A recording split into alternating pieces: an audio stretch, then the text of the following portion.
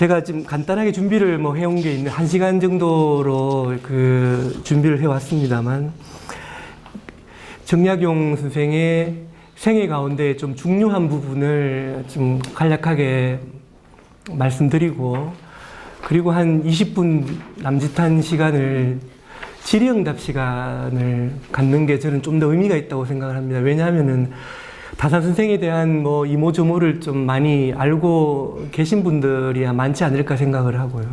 또 목민심서는 지금 공부를 하고 계시기 때문에 목민심서 내용을 다시 또 막 얘기를 하는 것도 좀 크게 의미가 없지 않을까 싶어서 제 준비한 내용을 바탕으로 몇 가지 좀 이야기를 해보도록 하겠습니다. 키워드로 살펴보는 다산 정약용의 생애와 사상이라고 제가 제목을 붙여봤는데요. 1762년 영조 38년에 출생을 하셨는데, 이때 그 출생했을 때의 이름이 이제 귀농이었습니다. 그래서 다들 귀농아, 귀농아 이래 불렀습니다. 근데 귀농이라는 그 이름이 참 재미가 있죠. 농촌으로 돌아간다. 그러니까 바꾸고 말하면은 서울이라고 하는 이제 모든 선비들이 지향했던 그 한양이죠. 당시에 한양이 아니고 농촌으로, 그러니까 귀전언한다 하라라는 그런 어떤 그 아버지의 이를테면 뭐 당시의 인생관이 여기에 이름에 함축되어 있는데, 그 이유가 이때 바로 이모화변이라고 하는 사건이 일어나게 됩니다. 얼마 전에도 송강호가 영조 역할을 맡고 유아인이 사도세자 역할을 맡았던 그 영화가 나왔었죠. 그죠? 바로 그 사건이 이모년에 일어났고요. 이모화변입니다. 그 자기 자식을 뒤주에 넣어서 굶겨 죽인 사건이죠. 그죠? 근데 이때 바로 이 사건이 일어나고 나서 일어나기 며칠 이전에 다산이 태어났거든요. 저는 그 다산의 출생이 참 의미가 있지 않나 그런 생각을 합니다. 왜 그러냐면은 다산이 평생 그 75년 인생을 사는 동안에 끊임없이 당시의 집권층이었던 노론 벽파 그 집권자들에게 공격을 당했거든요. 공격을 당하고 끊임없이 감시를 당했습니다. 근데 사도세자야말로 사실은 사도세자를 죽게 만든 인물이 노론이었죠. 그죠? 노론 중에서도 벽파에 속하는 그런 인물이었습니다. 여하튼,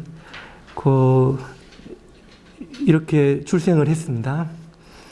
그 다음에 2살 때 완두창, 그러니까 마마라고 하는, 당시에 마마에 걸리면 뭐 한 10명 중에 7명, 8명 죽었던 그 마마에 걸렸는데, 이때 무사히 죽지는 않고 눈썹에 흉터가 생겨가지고 눈썹이 이제 3갈래가 되었습니다. 보통은 2개죠, 우리는. 그런데 하나 그 흉터가 거기 나가지고 눈썹이 3개. 그래서 다산이 어렸을 때에 붙인 자기의 그 호가 삼미자라고 해서 눈썹이 3개, 눈썹 미자 써가지고 삼미자. 그 삼미자 집도 원래 있었다고 한, 지금은 없습니다. 안전합니다. 근데 그 삼미자 집에 보면은 그 지금 여기 밑에 있다 그죠? 7세 7살 때에 삼미자 집이 있는데, 거기에 시가 지금 하나밖에는 안전하고 있습니다. 작은 산이 큰 산을 덮으니, 이것은 바로 멀고 가까운 그 땅이 같지 않아서 그렇다. 원래는 작은 산이 큰 산을 못 덮는데, 근데 거리가 먼 산이, 큰 산이 멀리 있으면 작은 산이라 할지라도 큰 산을 덮을 수 있다 라는 그거를 7살 때 지었다고 합니다. 근데 이때 그 다산이 공부를 했던 게 두보의 시, 그러니까 한시로 치면은 최고봉이죠. 그죠? 두보의 시를 공부를 했고, 거기에 그 운자를 가지고 차운을 해서 시 짓는 연습을 했다고 하는데, 요거 7살 때요. 요게 이제 다산의 평생에 어떤 그 큰 영향을 미치게 됩니다. 왜 그러냐 하면은 뭐 그 아시겠지만 투부를 우리가 그 시의 성인이라고 하죠. 시성이라고 하는데 그 성인이라고 하는 호칭이 붙은 이유가 투보는 자기의 어떤 수많은 질병, 그러니까 당뇨병을 비롯해서 여러 가지 그 합병증을 앓고 있었습니다만 끊임없이 자기보다 더 좀 불쌍한 백성들과 당시에 자기 민족과 국가를 걱정했거든요. 예, 그러니까 그게 두부의 시에 막 수많은 그 작품이 있는데 그거를 아주 어릴 때부터 차운을 하면서 이제 그런 이를테면 마인드를 가지고 있었고요. 6살 때에 그 아버지 정재원이 연천 현감으로 부임을 했는데 이때 따라가 가지고 그 아버지에게 학문을 배우게 됩니다. 그리고 이게 목민심서 서문에도 나와 있죠. 그죠? 6살 때부터 아버지를 6살 이후로 여러 군데 그 정재원이 근무지를 옮기게 되는데 그때마다 다산이 따라가 가지고 그 이를테면 어떻게 백성들을 대하고 하는지를 현장에서 목격을 하게 됩니다. 이게 나중에 목민심서를 집필하는 데에도 큰 어떤 영향을 미치게 됩니다. 굉장히 참 빠른 이런 나이부터 이게 어떻게 보면 그 다산에게 있어서의 이 목민이라고 하는 거는 정말 필연적이었던 게 아닌가라는 생각을 하게 됩니다. 9살 때 모친이 서거를 하는데요. 저는 이 대목에서 늘 생각하는 게 공통점이 공자와 맹자와 다산의 공통점, 석가모니의 공통점이 바로 어린 나이에 모친을 잃게 되는 거죠. 예. 그리고 굉장히 참 힘든 그런 인생을 그 어릴 때부터 맛본 그게 여러 가지 그 결핍을 느끼게 하고 그리고 자기에게서 벗어나 타인을 볼 수 있는 그런 어떤 그 뭐랄까요 관점이 생긴다는 그런 의미가 있지 않을까 생각을 합니다. 근데 모친이 바로 그 유명한 공제 윤두서의 또 그 조상은 바로 윤선도죠, 그죠? 당시 남인이라고 하는 그 정파의 아주 핵심적인 가문 중에 하나고요. 해남 윤씨입니다. 요게 이제 나중에 정약용 다산 선생이 그 경상도 장기, 지금 포항 옆에 있는 장기로 유배를 갔다가 황사형 백서 사건으로 인해 가지고 다시 서울로 압송이 돼 가지고 다시 재판을 받고 당시 정순 황후가 이제 강진으로 유배를 보냅니다. 해서 저를 비롯한 그 다산을 좋아하는 사람들은 정순 황후가 강진으로 유배 보낸 것에 대해서 굉장히 고마워하고 있습니다. 물론 유배를 안 보내는 게 물론 제일 좋지만은 그래도 그 뭐 많지 않습니까? 제주도도 있고 뭐 흑산도도 있고 많은 유배지가 있었습니다만 강진으로 보낸 것은 정말 다산 선생으로서는 축복에 가까운. 왜 그러냐면은 당시에 중국에서 일본으로 가는 배, 수많은 서적을 실은 배들이 그 강진 앞바다에서 자초된 적이 많았고요. 책이 둥둥 떠지 않습니까? 근데 먹물은 번지지 않습니다. 책을 그 해남 윤씨 집안에서 거두어들인 게 수천 권이었다고 하고요. 그게 해남의 노구당. 아까 그 면장님께서도 그 강진 유배지 쪽으로 답사를 갈 계획도 아마 세우신 것 같은데 그 바로 옆에 노구당이라는 게 있는데 그 노구당에서 강진 유배 시절에 수많은 책을 볼 수 있었습니다. 그래서 거기에서 다산 500권이 넘는 그 책의 어떤 그 뭐랄까요 자양분 같은 게 그 노구당에서 나왔다. 그게 다 해남 윤씨 집안. 이게 또 자기 어머니 집안이었고요. 근데 이 어머니를 잃고 이제 그 정재원 선생이 다시 또 아내를 맞이하는데 그 두 번째 맞이한 아내가 다산 형제들을 양육을 했는데요. 그 두 번째 아내가 김해 김씨입니다. 그 옛날에는 이름 잘 안 나오고요. 여성들은 거의 다 뭐 어디 김해 김씨, 뭐 해남 윤씨 이렇게 나오는데 제가 김해 김씨거든요. 그래서 여기에도 저는 개인적으로 의미를 부여하고 아, 참 김해 김씨가 다산 형제 그 위대한 형제들 키웠구나. 뭐 그런 생각도. 10살 때 이제 경서와 사서를 공부를 하게 됩니다. 참 수준이 높죠, 그죠? 제가 논어를 처음 공부한 게 거의 초등학교 한 5, 6학년, 이제 저도 좀 빠른 편이긴 합니다만, 하여튼 더 이제 빨리 공부를 하신 것 같고요.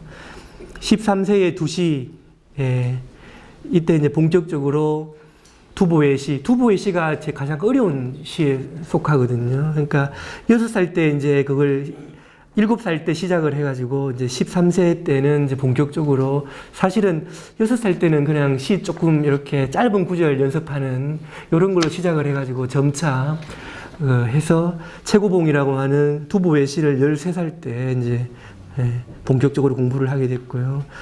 15살에 홍화보는 당시에 무인이었습니다. 절도사였습니다. 홍화보의 딸과 혼인을 했는데 그 아버지가 무인이라서 그런지 그 다산 선생의 이 와이프, 이 홍씨 부인도 굉장히 좀 터프한 그런 성격이었다고 하고 다산이 대가에 낙방을 여러 번 합니다. 그래서 그때마다 막 좌절하고 의기소침해 있고 자기 와이프가 위로를 해주고 그 참 이 약한 아내에게 내가 위로를 받는구나라는 식구도 있습니다. 식구도 있고요. 16살 때 당시 천재로 유명했던 이가환, 성호 이익의 조카였고요. 다산보다 20살이 많았는데 이 13경, 당시에 그 13경, 구경 9개의 경전 이거를 다 외웠다라고 하는 아주 뭐 우리나라 전체를 대표하는 천재 중에 한 분입니다. 그 정조대왕이 매우 박식한 분이었는데 정조대왕도 이가환에게는 양보했던 그런 별로 안 알려져 있죠, 그죠? 예, 굉장한 분입니다. 근데 이분이 천주교 관련돼 가지고 당시 집권층인 노론 벽파에 의해서 체포가 돼 가지고 그 옥중에서 곤장을 맞아 죽습니다. 이런 인물이. 이분은 천문학, 그 기하학 이런 그 과학에도 굉장히 뛰어났던 인물입니다. 그런데 이런 분을 이제 당시 집권층이 굉장히 위협적인 인물이었죠. 당시 그 남인이라고 하는 정치 세력, 정조가 굉장히 의지했던, 정조 입장에서는 자기 아버지를 죽인 노론보다도 남인을 의지를 많이 했는데 최재공이라고 하는 우리나라 그 통틀어서 황희정선과 거의 뭐 랭킹 1, 2위를 다투는 최재공이라는 그 영의정이 있었고요. 그 후계자가 이가환이었습니다.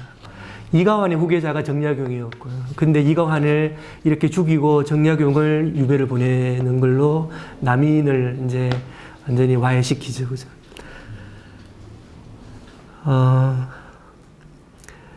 이가환과 이성문은 우리나라 최초의 신부가 되겠습니다. 천주교, 정약용 천주교 얘기 안 할 수가 없는데, 그 조금 이따 얘기를 하도록 하겠고요.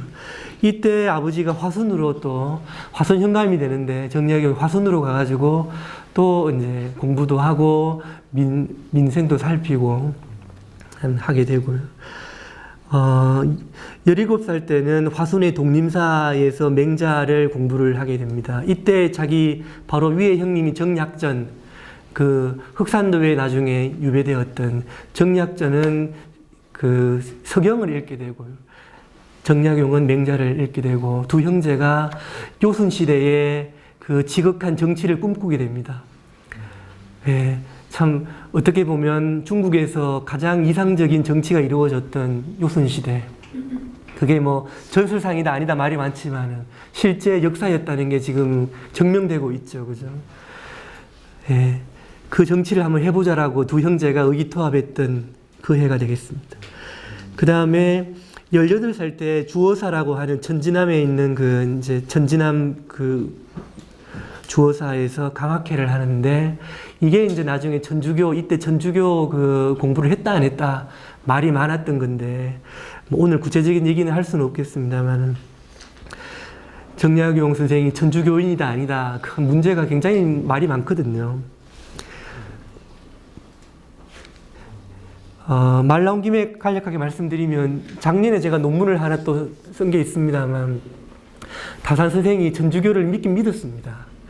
어제 제가 이제 1년간 외국에 나간다고 해서 제 지도 학생 한 분을 저보다 나이가 많은 제 지도 학생입니다만 만났는데 저한테 질문을 하더라고요.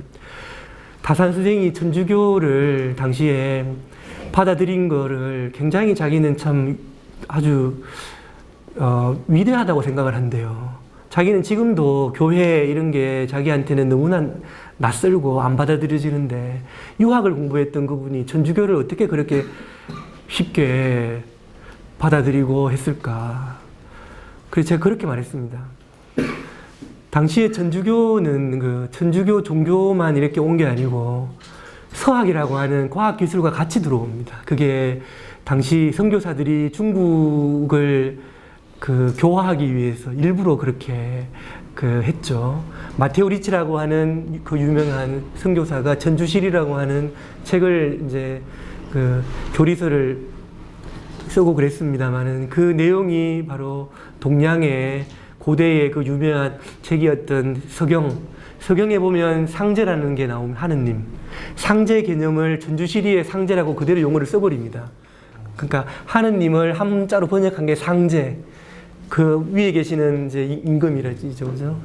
그래서 유학을 했던 분들이 하늘을 믿고 있는데, 안 그래도 그 상제라는 개념이 굉장히 이렇게 친근하게 와닿죠. 거기에 과학, 기술, 여러 가지 또 거기에 있는 평등 사상이라든지, 당시에 조선 후기가 굉장히 불평등한 그런 사회였고, 아까 말씀드린 노론 벽파들의 기득권이 굉장히 셌기 때문에 남인들은 좀 힘이 미약했죠, 그죠? 그래서 뭔가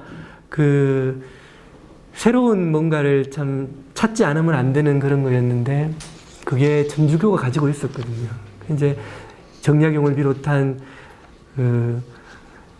핵심적인 남인의 젊은 선비들이 천주교를 연구했었고요. 그때는 제사를 금지하지도 않았고, 아마 제사를 금지 안 했으면 천주교는 아무도 순교자를 내지 않았을 겁니다. 근데 스페인, 포르투갈 거기 예수의 선교회에서 제사를 금지하는 갑자기 교리를 바꿔버립니다. 그리고 이제 윤지충 권상현이라고 하는 나주에 있는 자기 모친이 죽었는데 신주를 불태우는 그 사건이 일어나죠, 그죠? 그래서 제사를 하지 않고, 그때부터 천주교가 국가에서 금지를 하게 되고 수많은 순교자가 이제 생기게 되는데, 참 우리나라 종교인들에게는 아주 좀 그게 비극적인 사건이었습니다. 제사 금지라고 하는 게. 정약용에게도 그 사건이 평생을 쫓아다니고 18년간을 유배 생활을 합니다만은, 이제 유배가 끝나고 18년간 18년을 유배를 하고 18년을 살다가 죽어요. 그런데 18년 동안 관직에 임용이 되지가 않거든요. 그게 사실은 천주교의 어떤 굴레, 굉장히 그게 큰 역할을 하기 때문에 천주교는 다산에게는 굉장히 좀 불행한 근데 지금까지도 천주교 신자들은 다산을 신자라고 하고, 강진에 가면은 순교지로 되어 있습니다. 저는 천주교 신자입니다. 저는 막시밀리안 마리아 꼴베라는 세례명을 가진 신자인데, 전 다산이 천주교 신자였지만 본인이 직접 몇 번이나 말을 했었고요. 나는 신자가 아니다. 그런데 우리나라 그 신자들은 그래도 진심은 신자다. 겉으로 말만 그럴 뿐이고. 하지만 다산 선생은 그런 분이 아닙니다. 자기 두 아들에게 유배지에서 보는 편지를 보면은 끊임없이 거짓말을 하지 말라라고 얘기를 합니다. 단 한마디도 거짓된 말을 해서는 안 된다 라고 말을 하거든요.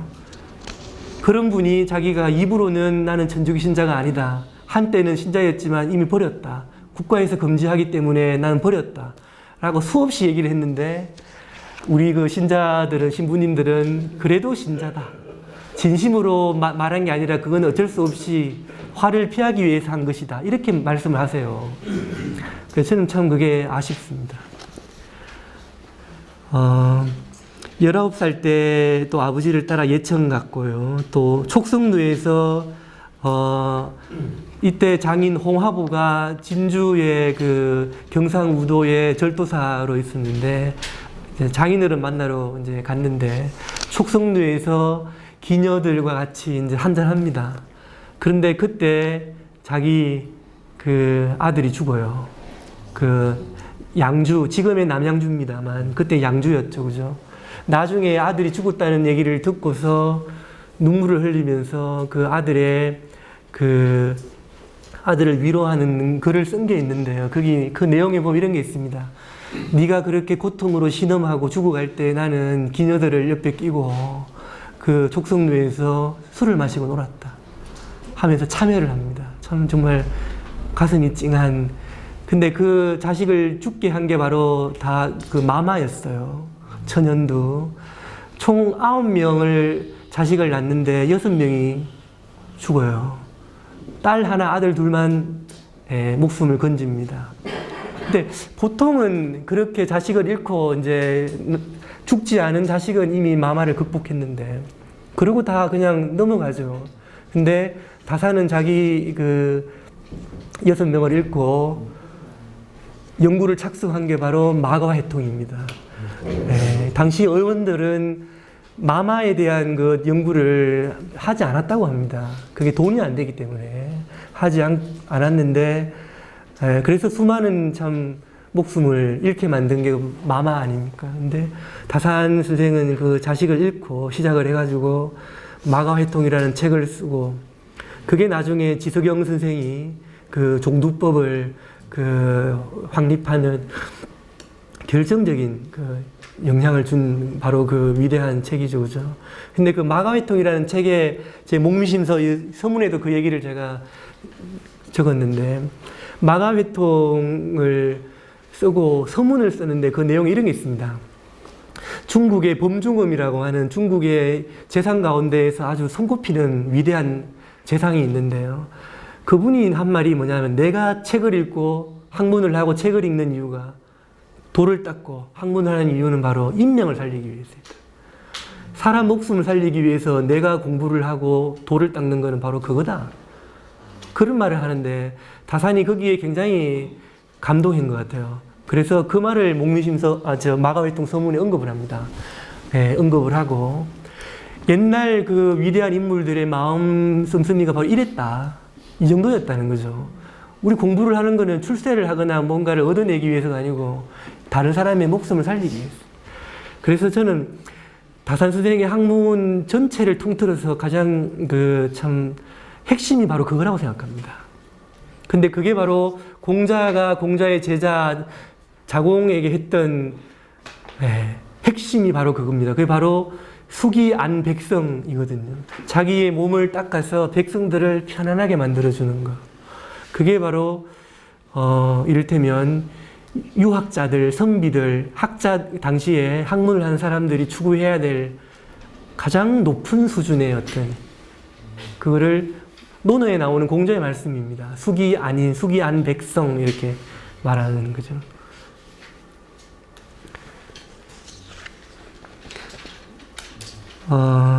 이 20살에 이제 과시의 급제를 20살에 과시 공부를 했는데, 이때 또 딸이 이제 그 5일 태어난 지 5일 만에 죽고요. 22살에 성균관 그 초시에 합격을 합니다. 이때 맏아들 학연이 태어나, 이 연자가 바로 공자의 수제자 안연의 연자입니다. 그래서 안연을 배운다. 이 학연이라고 하는 게 바로 정학연, 추사 김정희의 절친이고요. 초이선사의 절친이 바로 이 정학연입니다. 23살에 그 이벽, 다산이 그렇게 존경하고 좋아했던 형입니다. 이벽의 아내가 다산의 누이입니다. 그러니까 아주 인적 관계이기도 하고요. 이벽을 통해서 남양주에서 서울로 올라오던 그 배를 타고 오다 보면 두미협이라는 게 있습니다. 그러니까 두물머리 이제 지나가가지고 서울로 오다 보면은 협곡이 하나가 있는데, 거기에서 천주교 교리를 처음 접하게 됩니다. 그 다산이 이벽의 얘기를 듣고서 한 그 말이 그 지금도 나와 있는데 막 이 너무나 황홀하고 너무나 놀라가지고 이 천지가 막 우주가 막 열리는 것 같았다. 그런 언급, 비슷한 언급을 이때 하게 됩니다. 24살의 정조를 이제 만나게 되고 이때 대전통편이라는 책을 하사받습니다. 25살의 둘째 아들 하규, 이때 유는 바로 이제 자유, 예, 공자 제자 자유죠, 그죠? 그 이름을 하규라고 짓고요. 26살에 국조보감, 병학통 이런 책들을 정조에게 하사를 계속 받아요. 그러니까 정조가 뭐 책을 아무나 한테 주지 않고 당시 이런 책들 굉장히 비싸고 흔치 않은 책들인데 이거를 한지를 막 이렇게 하사를 하는데 특히 이게 병학통이라는 책이 참 의미가 있습니다. 병법 관련된 책이거든요. 이걸 공부해서 병법을 익혀라. 사실은 정조가 화성을 수원성이랑 화성을 건설했던 게 바로 이때 이미 건설을 하고 있었고요. 그 화성의 건설 의미는 바로 정조가 직접 얘기를 했죠. 왕위에 물러나서 나중에 자기는 화성에서 여생을 살겠다. 자기 아들에게 왕위를 물려주고, 그죠? 그러니까 상황으로 화성에서 있으면서 어떤 그 역할을 하겠다라는 건데, 18일간 화성에 행차를 합니다. 자기의 엄마 회경궁 공씨, 사두세자의 부인이었죠, 그죠? 18일 맞죠? 15일인가 18일 동안 가는데, 그게 바로 사도세자가 뒤주에 갇혀있던 그 날짜와 똑같은 날짜입니다. 15일인가 18일인가 갇혀있다가 죽었지 않습니까? 그 날짜와 똑같이 해서 화성에 행차를 하고 혈룡원에 참배를 하고 그 사도세자가 묻혀있는 그 지금의 용인에 있는 거기 그 가서 또 참배도 하고 오는데 그때 노론 대신들이 다 참가를 해요. 그때 장룡령이라고 하는 친위 부대들, 정조의 친위 부대, 사실은 그때 마음만 먹었으면 노론 대신들 다 잡아서 죽일 수 있었다고 합니다. 그래서 노론 대신들, 당시 심한지를 비롯한 그 노론의 뭐 아주 거대한 인물들이 좀 겁을 먹고 거기에 참가를 했었다고 합니다. 자기들이 어떻게 할지 모른다는 생각을 하고. 근데 오히려 그 행사가 끝나고 난 다음에 노론의 이 중신들을 더 상을 주고 더 등용을 했다고 합니다. 그러니까 그 정도로 정조가 이렇게 화합을 중시했던 인물이었다.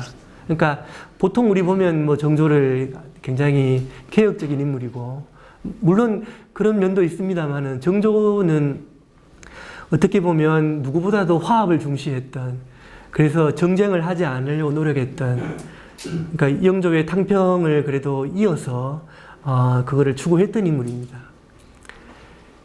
정조가 죽고 나서부터 조선이 거의 조선 후기가 거의 뭐 멸망으로 이제 향하는 게 바로 순조 때부터 아닙니까, 그죠? 안동 김씨 세도 정치가 시작이 되고 김조순이라고 하는 그 당시 정조의 외척이었고, 근데 참 재밌는 게 정조가 이제 병이 나서 덩창이 터져서 우라병이 터져가지고 그게 죽게 되는데요. 정조가 죽기 1, 2년 전에는 그때 최재공이라는 아까 제가 말씀드린 남인의 영수가 죽습니다. 그러니까 그리고는 독대를 했던 인물이 딱 한 명인데 바로 김조순이었던, 죽기 1년 전에는 김조순.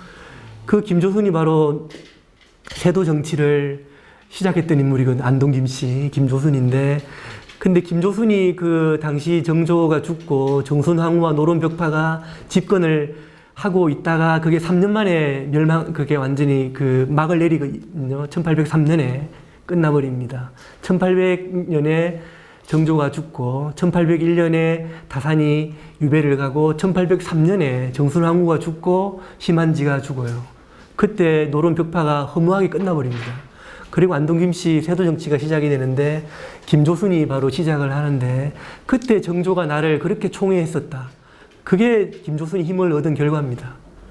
참 아이러니컬한, 저는 그 생각을 하는데 지금 제가 논문을 준비하는 게 바로 그 부분인데요. 참 어떻게 보면 김조순이 정조에게는 정조가 그렇게 신뢰했던 인물인데 정조를 배반한 인물이죠. 왜냐하면 정조가 추구했던 거하고는 완전히 다른 길로 갔기 때문에. 하나의 그 안동 김씨라고 하는 그 문파가 우리나라 권력을 좌지우지하게 되죠. 그죠? 그런 결과를 또 낳게 되고요.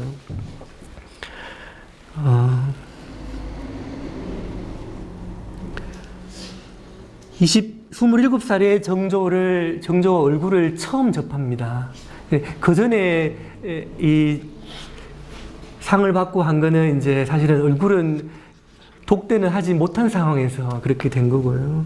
이 27살에 본격적으로 정조와 대화를 하게 되는,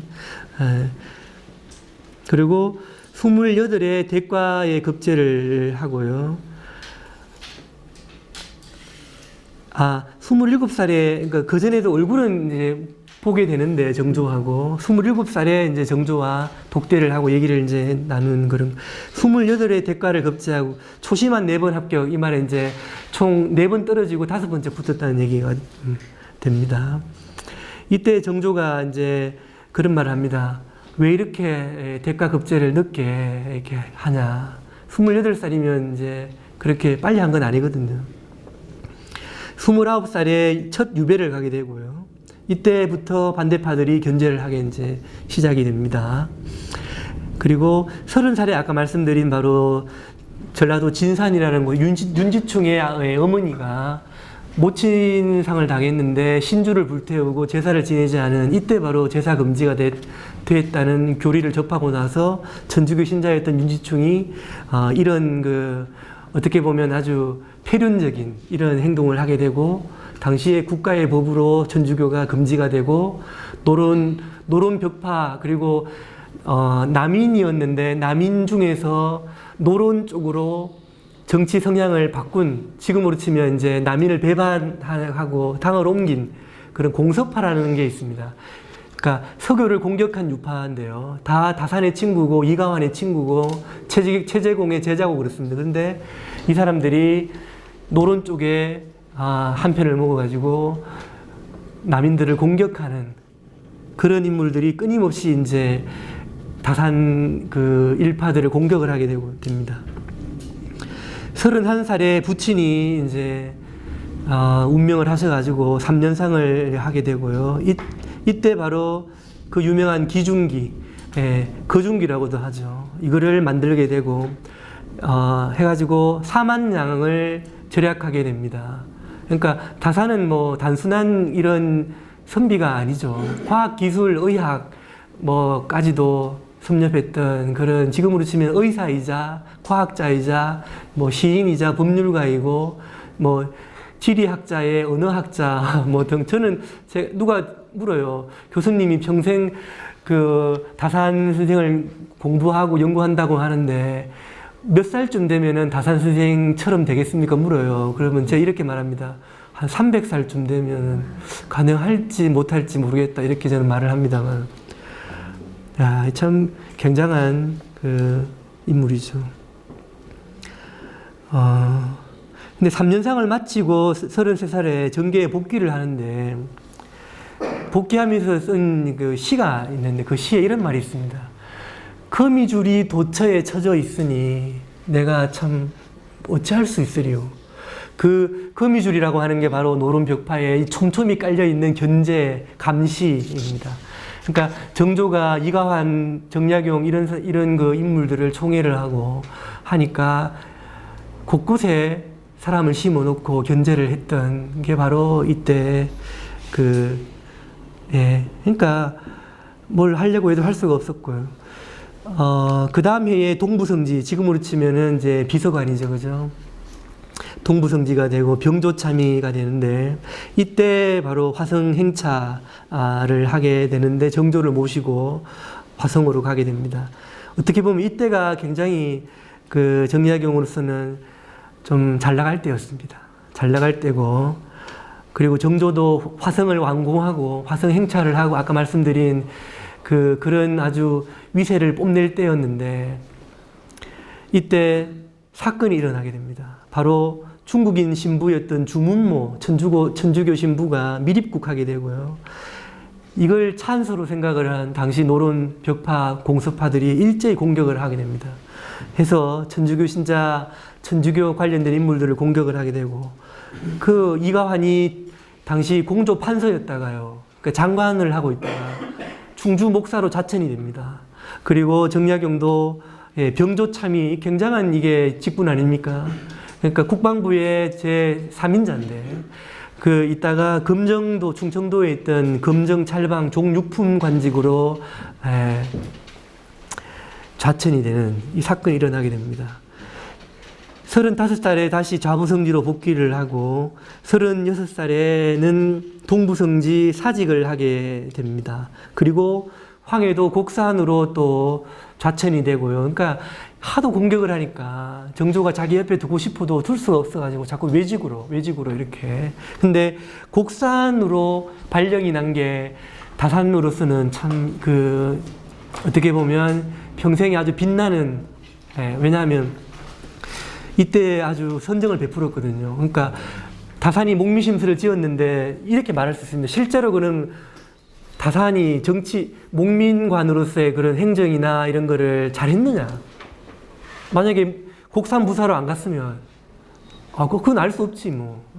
근데 곡산 부사에 부임을 하고, 곡산에서 한 2년 남짓한 이때 굉장한 활약을 합니다.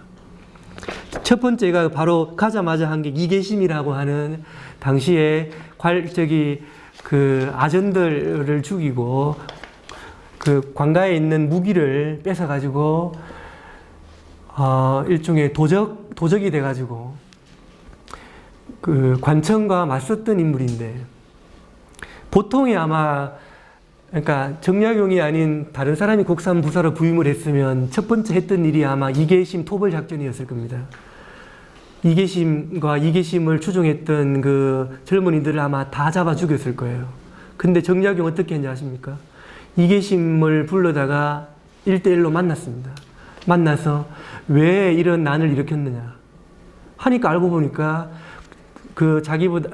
전임 곡산 부사가 굉장한 수탈을 하고 백성들의 고혈을 짜먹은 겁니다. 그러니까 참다 못 참아가지고 이계심이라고 하는 선비가 관리를 죽이고 난을 일으킨 거예요.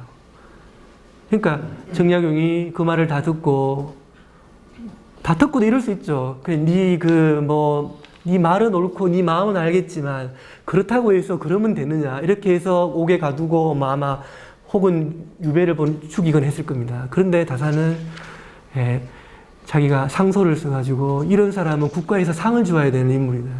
관리들의 잘못을 자기 목숨을 걸고 지적을 했고 백성을 위해서는 이런 사람들을 죽여서는 안 된다. 상소를 올리고 근데 그래 올려도 또 임금이 또 형편없으면은 그죠? 택도 없죠. 근데 임금이 또 누굽니까? 세종과 거의 삐까삐까 우리나라 임금들 중에 최고라고 하는 정조 아닙니까? 그죠? 오케이 사인을 냅니다. 그래가지고 이계심이 백방이 돼요. 그러니까 무죄로 풀려나게 됩니다. 그 사건 일어나면 백성들이 두 손을 들고 환영을 한 거는 안 봐도 뻔하겠죠. 그죠? 그래가지고 다산에 대한 호감도라고 하는 거는 거의 그게 이릅니다. 그런 와중에 백성들을 위해 정치를 하니까, 다산이 나중에 곡산부사 마치고 다시 이제 내직으로 복직을 하는데 전부 다 못 가게 말렸다고 하죠. 그죠? 근데 그게 참 보면 정약전이 흑산도에서 한 16년 유배를 하다가 죽는데 흑산도 옆에 우도라는 게 있는데 흑산도에서 자기 동생이 강진에 유배를 가 있고 우도로 옮기면 더 가까워요. 그래서 해배가 되면은 다산 자기 동생을 빨리 보기 위해서 흑산도에서 도망을 칩니다. 흑산도에서 우도로 밤에. 그런데 그게 걸려요. 근데 흑산도 주민들이 정약전을 못 가게 잡는 거예요. 너무나 중요한 인물이고 물론 자산어부도 썼고 흑산도의 자식들도 애들 가르치기도 하고 그러니까 얼마나 고마운 존재입니까? 못 가게 잡아요. 잡고 그리고 정약전 죽었을 때 아버지가 죽은 것처럼 울었다고 합니다. 흑산도 주민들이. 그러니까 정약전, 정약용 이런 분들이 어떤 존재 인품이었는지가 짐작이 되죠, 그죠? 목미심서에도 그런 게 있죠. 마지막에 다 마치고 임기를 마치고 이제 거기를 떠날 때 백성들이 길을 막고 못 가게 해야 된다는 거죠. 그 다음에 보면은 36살에 마가회통을 쓰게 됩니다. 그 서문의 원문으로 한 게 제가 아까 말씀드린 거죠. 석본문정 유언왈 이렇게 해가지고 쭉 나오죠. 오 독서 학도 뭐 쭉 나가는 게 바로 제가 아까 말씀드린 겁니다. 예. 37살에 그 곡산에서 이제 그 활약했던 그 내용이 되겠고요. 넘어갑니다.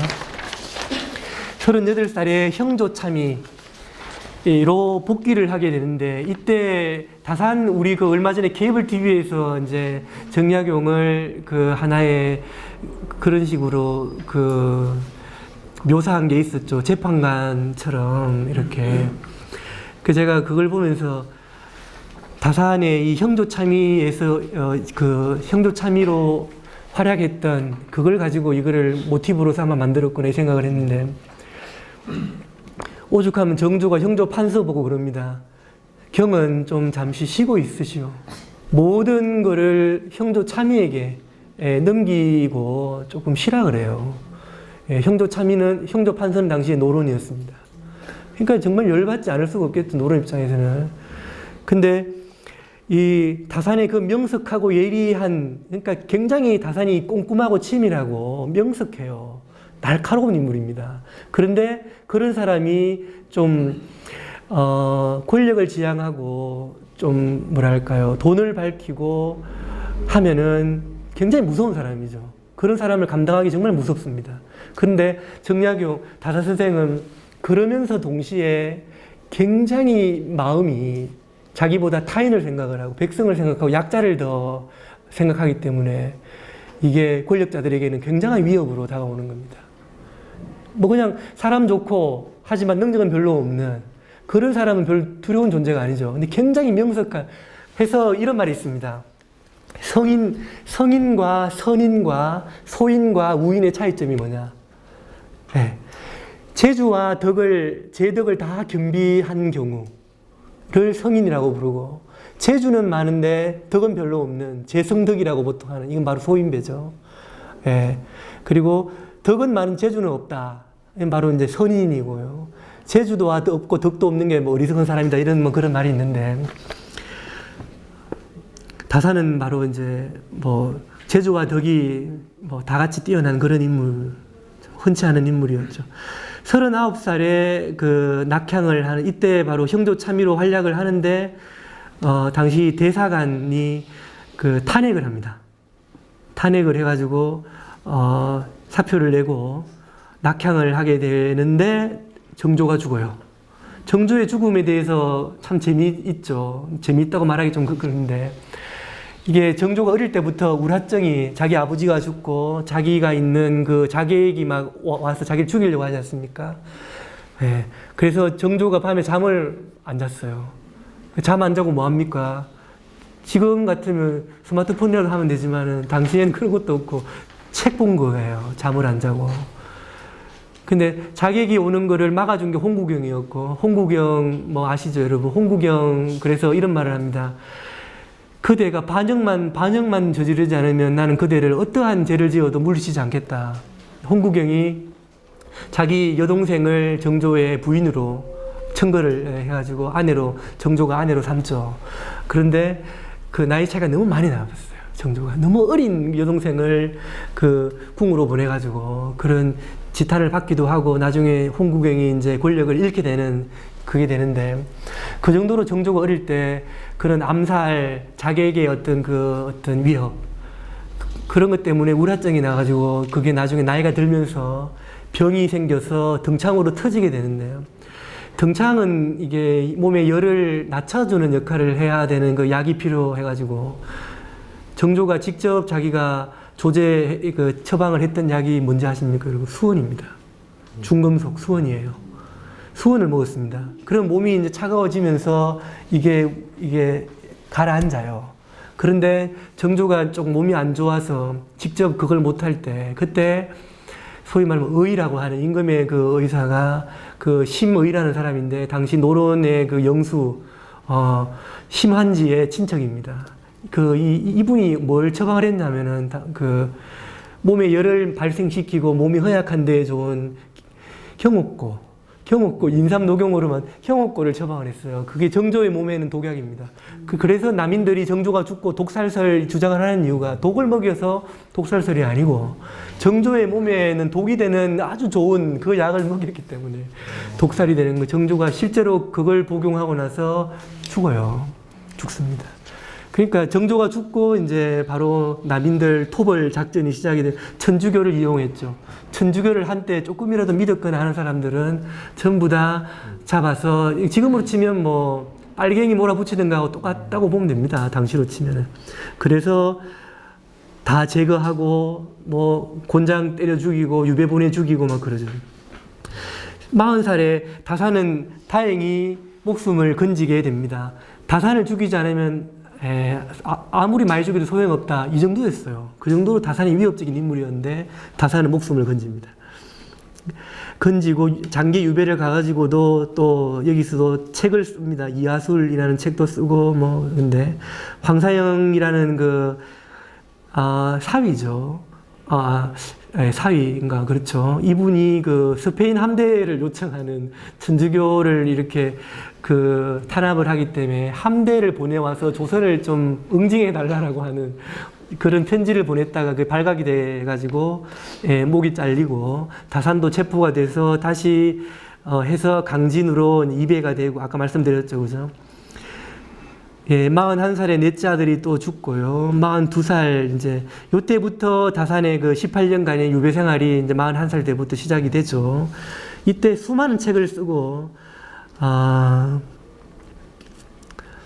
또 47살에는 그, 지금 백년사, 다산 초당 옆에 있는 백년사, 다산에게는 굉장히 은인이죠.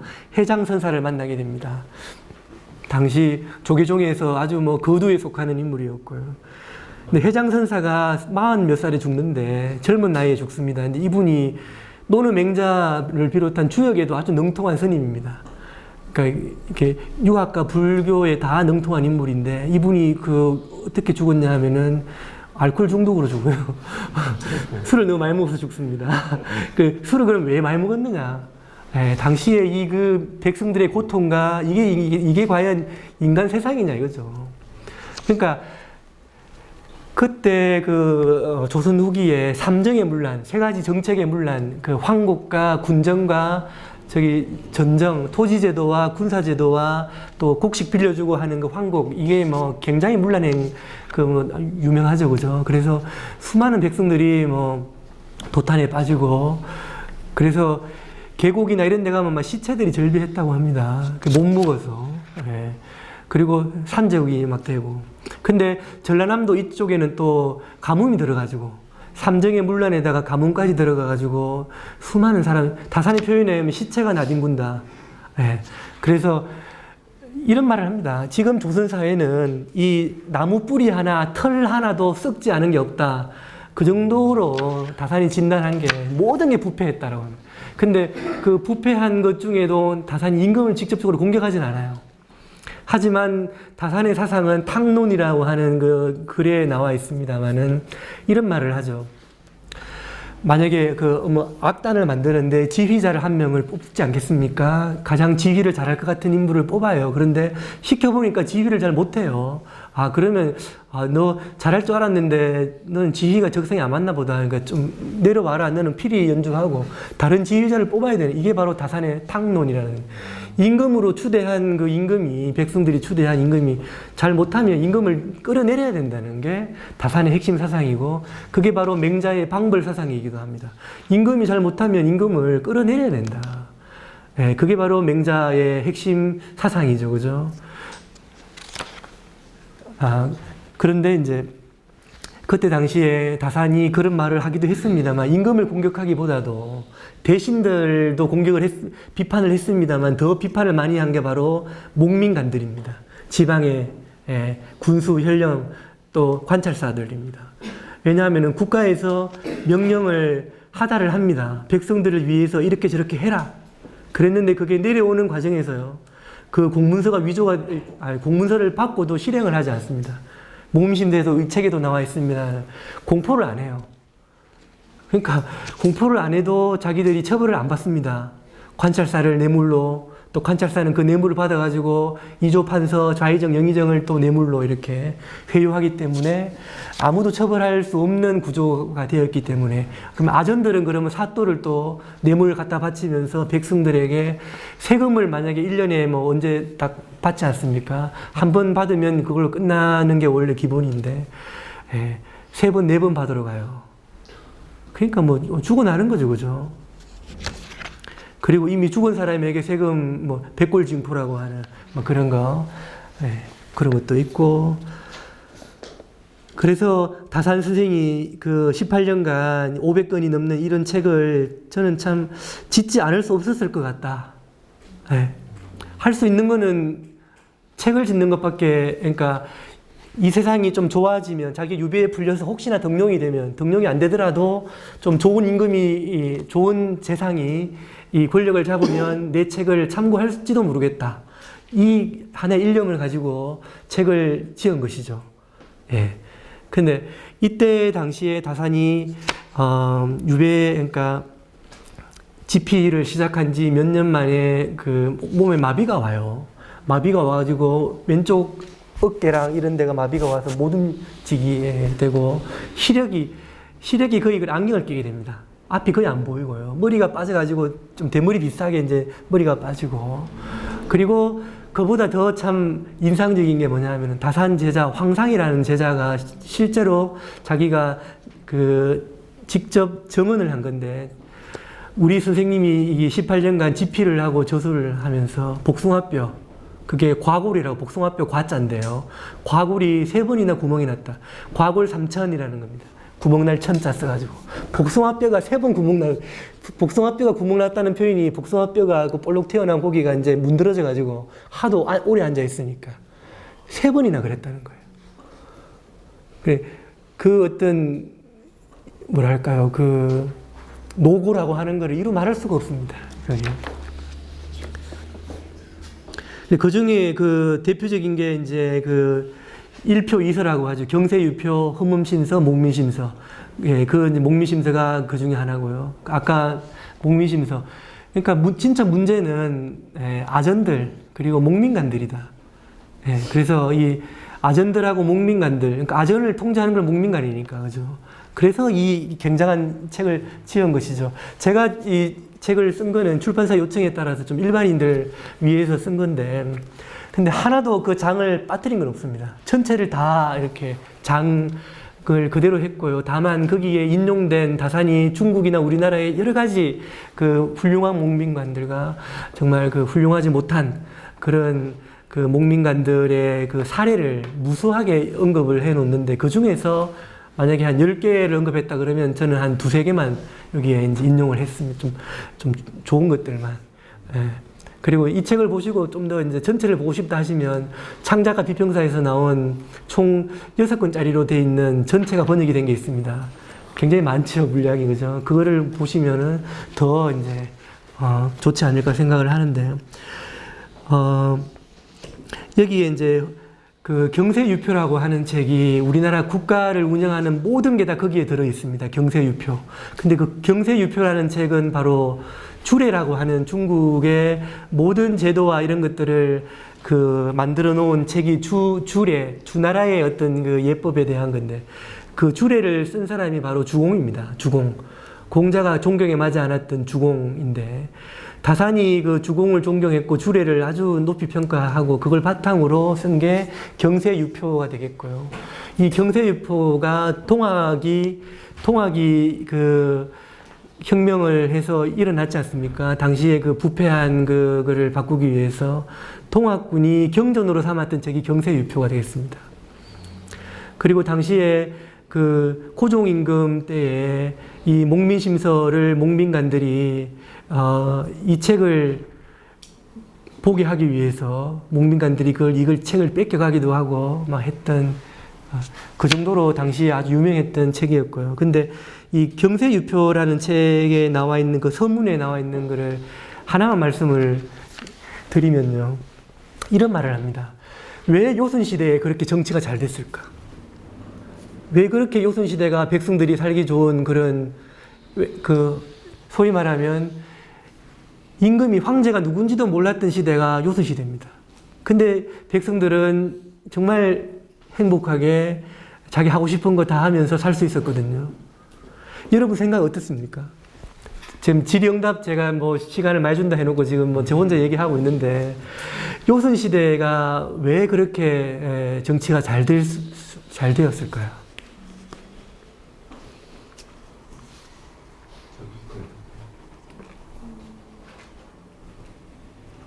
그 얘기를 그 경세유표 서문에 다산이 자기가 그 질문을 하고 자기가 이제 대답을 하는데 거기에 이런 말이 있습니다. 요순 시대에 대해서 쓴 그 언급이 바로 서경이라는 책에 언급이 되어 있는데 거기에 희희호호라는 단어가 있습니다. 근데 그게 밝고 환한 모양인데 그래서 수많은 학자들은 그 밝고 환한 모양을 백성들이 당시에 아주 원시시대에 오래된 그 고대에는 순박하고 성격이 아주 그 순수했기 때문에 사람들이 욕심이 없고 그 해서 남과 다투지 않고 이렇게 설명을 했다 이거죠. 그러니까 정치하기가 좋았고 근데 그거는 참 말이 안 되는 거죠. 왜냐하면 그 시대에는 사람들이 더 난폭하고 더 동물적이었습니다. 우리 그 게놈이라고 하는 거기에도 이미 다 DNA가 나와 있지 않습니까? 인간의 본성이 굉장히 더 그랬다. 동물들과 자기를 지키기 위해서. 그렇다면 요순시대에는 그런 원시인들을 데리고 정치를 어떻게 했길래 정치가 잘 됐을까? 다산은 그 희희호호라는 걸 이렇게 표현합니다. 당신은 너무나 밝고 깨끗하고 환한 청렴한 시대였기 때문에 어떤 비리도 저지를 수 없는 그런 시대였다. 대낮같이 환한 시대. 조금도 자기의 어떤 그 욕심을 그러니까 사유화할 수 없었던 시대였다. 그걸 누가 했느냐? 바로 요임금, 순임금이 했다 이거죠.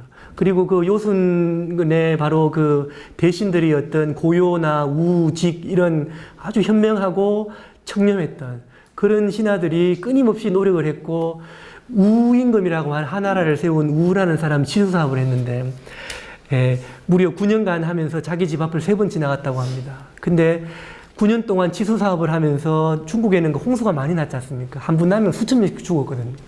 근데 자기 집을 안에 한 분도 안 들어갔다고 합니다. 우리 같으면 집에 들어가서 뭐 양복도 좀 바꿔 입고 그죠? 밥도 한 끼 먹고 나올 텐데 한 번도 집 안에를 안 들어갔다고 하고 그 정도로 정말 헌신적인 노력 그리고 아주 뭐랄까 검소한 어떤 그 청렴한 그런 거를 유지를 했고 그러니까 관리들이 비리 부정을 못 저지르고 백성들은 임금이 누군지도 모르고 지금 국무총리가 누군지도 모르는데 자기는 행복한 거예요. 그러니까 다산이 경세유표에서 그렇게 말했다는 거죠. 그게 이제 법으로 통치하는 아주 그거랑은 또 좀 다른 겁니다. 네. 그게 다산의 정치사상 가운데 핵심적인 내용 중에 하나가 되겠고요.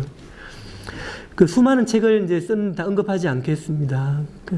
쓰고 해배가 돼가지고 18년간 또 하는데 18년간 지금의 남양주 그 한강 바로 옆에 거기에서 있는데 너무나 궁핍한 그 18년을 왜냐하면 땅이 없었습니다. 다산의 와이프하고 다산의 집안 사람들이 다산이 이제 복귀 해배가 되니까 너무 좋아했습니다. 아, 우리 남편이 우리 아버지가 복직을 하게 되면 다시 녹봉을 받겠지 했는데 복직이 안 돼요. 순조가 죽었을 때 그 다산이 의술이 뛰어나니까 입고를 하라고 해서 약을 챙겨서 들어가는데 그 궁궐문 들어가려는데 죽었습니다. 만약에 다산이 진찰을 했는데 죽었으면 다산도 같이 죽었을 거예요. 임금을 진찰한 임금이 죽으면 같이 죽이잖아요. 그죠? 근데 다행히 궁궐문 들어가려는데 부엄이 이제 임금이 죽었다 해가지고 아예 궁궐도 못 들어가고 이제 끝났는데 여하튼 그런 일도 있고 다산을 등용하려고 했는데 노론 벽파들이 그거를 이제 막아버립니다. 막아버리고 참 그러니까 우리나라로 치면 불운이죠, 그죠? 다산이 등용이 돼가지고 부정부패가 척결이 되고 수많은 지식, 과학, 기술이 발달이 되고 하면 그게 참 그죠 대단할 텐데 일본은 그 천주교를 받아들인 게 임진왜란 이전입니다. 그때 네덜란드 그 천주교 신자들하고 과학 기술을 받아들인 조총을 만들고 화포를 만들고 했지 않습니까? 임진왜란 때 우리나라 쳐들어온 거예요. 근데 우리나라는 천주교인들 다 죽이고 과학 기술을 전부 다 배척하고 했지 않습니까? 예, 그 뒤에는 이제 시간을 너무 많이 잡아먹어서 그냥 이 정도로 하도록 하겠습니다. 마치 75세에 죽는데 이게 2월 22일 날 결혼한 그날에 죽었습니다. 결혼한 지 60년 되는 2월 22일 날 결혼하셨거든요. 제가 음력입니다. 제가 음력 2월 22일 날 결혼하려고 했습니다, 저도. 근데 저는 불행히 뜻을 이루지 못하고 저는 5월 달에 결혼을 하게 됐는데, 참, 네, 이때 회혼일이라고 합니다. 회혼일, 우리 회갑이라고 하는 것처럼 혼인한 지 바로 60년이 돼가지고 회혼일 날 제자들과 가족들이 다 모인 자리에서 조용히 눈을 감았다. 이게 바로 이때 1836년입니다. 자, 이것으로 제 이야기는 마치겠고요. 시간이 조금 오버됐습니다만 그래도 한 뭐 10분이라도 좀 평소에 궁금한 거라든지 그런 거를 좀 한번 예.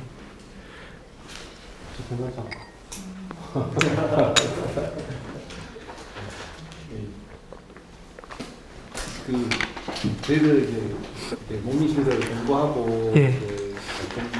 해서 저희들도 이제 교수님 생각하시기에 저희들이 이제 정량하고 이제 목민 정량학교 이제 선생님에 대해서 좀 더 알고 싶고 할 수 있는데 답사하면 강진 예. 위에도 뭐 갈 만한 곳이 있는지 그분들 그 정량의 스님에 대한 뭐 그런 좀 알 수 있는 그런 공간이 있는지 좀 예. 예, 뭐 대표적인 곳이 두 군데죠. 강진 유배지하고 그죠. 다산의 생가인 요요당 지금 남양주시 와부면 능내리에 있는 그 요요당 거기에 실학박물관도 만들어져 있고요. 저도 작년에 그 고적답사를 우리과 영남대 한문교육 학생들 갔다 왔는데 참 잘 해놨습니다. 거기에 또 그 안내하시는 분에게 또 부탁드리면 설명도 아주 잘 해주시고요. 예, 거기에는 꼭 정말 가볼 만한 곳입니다. 예. 그리고 강진을 가시면은 다산 초당만 가시지 말고 다산이 그 유배지 강진에 처음 도착해가지고 아무도 다산을 받아들이지를 않아요. 다들 막 다산을 받아들이면 자기가 불이익을 받을까봐. 다산이 한겨울에 음력 11월 달에 갔는데 눈보라 같이 도착을 했는데 아무도 안 받아줘요. 근데 강진 업성의 남쪽에 성 밖의 남쪽에 어느 그 주막의 노파가 다산을 받아줍니다.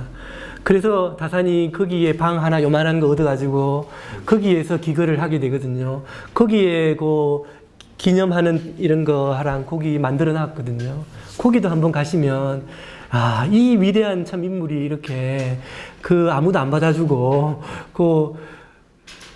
주막에 방 하나 얻어가지고 거기에서 기거하면서 회계 장부 적어주고 그랬어요, 다산이. 주막에 장부 돈 얼마 오늘 벌었고, 그거 정리해주고, 애들, 강진의 아전들 가르치고, 그랬습니다. 예, 그러니까, 하여튼 그게 거기에 담겨 있는, 그거를 경험할 수가 있는, 거기도 한번 갔다 오시면 좋을 것 같습니다.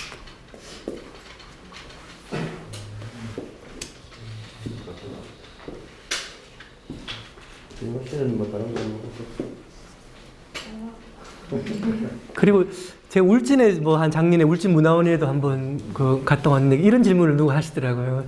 다산이 부인 말고도 다른 여자가 있다고 하던데 그거 어떻게 된 거냐 물으시길래 제가 그랬습니다. 다산이 이제 강진 유비가 됐는데 정말 불쌍한 그죠. 근데 한 여인이 이름이 홍임입니다. 성이 홍씨고 이름이 홍임이라고 하는 분이 다산을 이제 소위 말하면 모셔요. 이렇게 밥도 차려드리고 막 돌봐줍니다, 다산을. 그래가지고 다산과 홍임 사이에 딸이 태어나가지고 이제 이런 얘기를 하니까 그분이 그러면 다산 선생이 유배에 풀려나가지고 이제 회배가 돼서 복귀를 할 때에 여자와 딸을 어떻게 했습니까? 데리고 안 갔죠? 이러는 거예요. 제가 데리고 갔을까요? 안 데리고 갈까요? 그러니까 막 어떤 분들은 그래도 이제 정식으로 그런 게 아닌데 어떻게 그런 아주 근엄한 분이 데리고 갔겠느냐. 어떤 분은 그래도 다산 선생 의리가 있다면 데리고 가야 된다 이러고 이제 데리고 갔습니다. 데리고 갔는데 그 아까 그 홍씨 부인이 그를 못마땅하게 생각한 것 같아요. 데리고 가서 조금 같이 살다가 다시 내려옵니다. 아마 다산 없을 때 조금 구박을 한 게 아닌가 그 생각. 예. 그러니까 자네가 그렇게 우리 영감을 그렇게 잘 돌봐주긴 했지만은 그건 고맙게 생각하지만 그래도 뭐 이거는 아니다 아마 그런 얘기가 있지 않았을까. 그 다시 딸 데리고 다시 이제 나주로 내려옵니다. 나주로. 그런 일이 있었고요. 예. 실제 여보면 28세에 예. 제가 급제를 했거든요. 예. 오늘 75세에 된다고 하시고 예. 실제 뭐 보면 뭐 관직이 뭐 동부 선지도 받고 이래 하다 보니까 예. 실제 근무 뭐 실기간은 얼마나 됩니까 이거? 아, 그러니까 참 그 얘기 제가 하려고 그랬는데 이게 오해가 많은 것 중에 하나가 다산이 굉장히 권력 지향적인 인물이고 정조가 총애하고 그래서 다산이 막 승승장구를 했고 그런 게 사람들이 많이 알려져 있거든요. 그런데 실제로 28에 대과에 급제해서 39에 아까 형조 창의에서 파직이 됐거든요. 근 10년밖에 관직에 있었던 거는 10년밖에 안 되고 거기에서 내직에 그러니까 중앙정부에서 근무한 거는 한 3, 4년밖에 안 됩니다. 나머지는 뭐 저기 금정찰방, 곡산부사 뭐 이런 외직에 오래 있었고 관직이 중간에 없는 적도 있었고요. 관직이 없을 때 1년간 없었는데 관직이 없는데 집안에 땅도 없고 돈도 모아둔 게 없어가지고 다산이 이렇게 굶어가지고 자기 그 책을 팔아요. 책을 팔면서 파는데 자기 딸이 옆에서 보고 있습니다. 책을 파는데 딸이 보고 있는데 그 시가 있어요. 그 어떤 마음을 적은 게. 그리고 한 번은 그 가난을 탄식하며라는 시가 있습니다. 근데 거기에 보면은 마지막 구절이 이런 내용들이 있어요.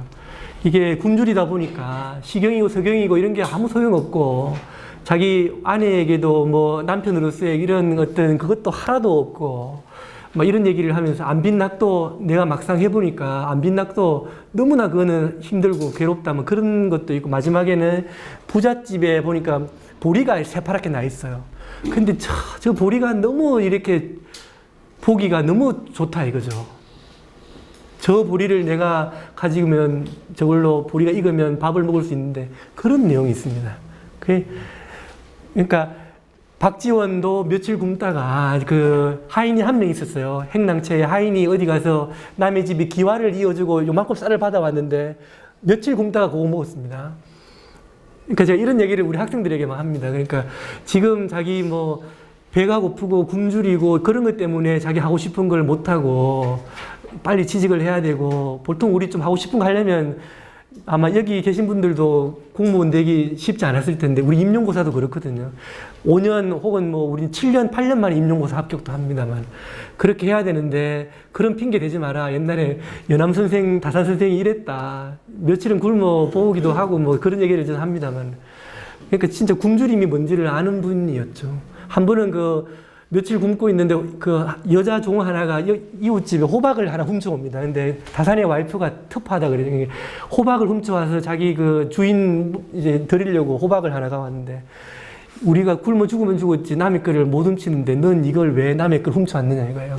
다산이 어디 밖에 나갔다 오니까 관직이 없을 때 막 난리 난 거예요. 집안이 완전히 막. 그래갖고 다산이 보통 남자였으면 그래 네 마음은 알지만 왜 그랬냐 남의 훔치지 마라 아마 이랬을 겁니다. 다산은 일체 그런 얘기 없이 네가 이런 거를 한 거는 다 나 때문이다. 내가 참 무능하고 이렇게 못 먹이고 해서 그렇다. 내가 그 함경도의 탄광에 내가 지금 가겠다 그런 말을 합니다. 탄광 가가지고 그 돈을 벌어 와야겠다는 그런 말을 해. 그게 이제 호박에 대한 탄식이라는 그 시가 있는데요. 그 정도로 그런 거를 잘 알고 있었던 그런 인물입니다.